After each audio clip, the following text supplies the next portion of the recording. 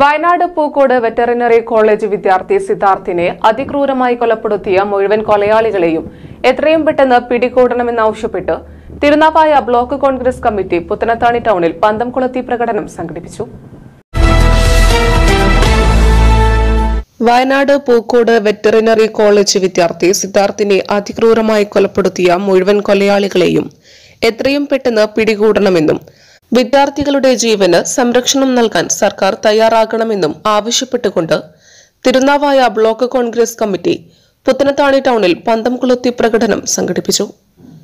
Block പ്രസിഡന്റുമാരായ ഫസലുദ്ദീൻ വാരണാക്കര, നാറക്കാട്ട് കുഞ്ഞിമോൻ കൂടാതെ Abid Munnackal, Riyas MT, കുഞ്ഞാവ Naduvanchery, Ummer KP, Viswanathan, Usman അമരിയിൽ, Shahir master, അമീർ MT, Muhammad Ali Kunnekkadan, Fazil, Razak, Subramanian, മാക്കു, Azeez, Sulaiman എന്നിവർ നേതൃത്വം നൽകി.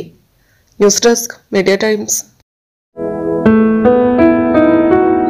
നമ്മുടെ കുബൂസ് അത് നമ്മുടെ ഗൾഫിൽ കിട്ടുണ്ടായിരുന്ന കുബൂസില്ലേ, നിനക്കിഷ്ടപ്പെട്ട ആ കുബൂസ്.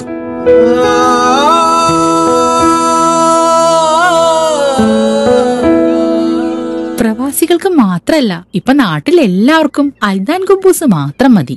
അൽദാൻ കുബൂസ് ഇപ്പൊ ന്യൂ ജനറേഷന്റെ ഇഷ്ട കുബുവല്ലേ. ഷുഗർ ഉണ്ടെങ്കിൽ ഗോതമ്പിന്റെ കുബൂസ് ആവാട്ടോ. മലയാളിയുടെ ഭക്ഷണ താല്പര്യങ്ങൾക്ക് ഇനി പുതിയ സ്വാദ്. അൽദാൻ ലെബനീസ് കുബൂസ്.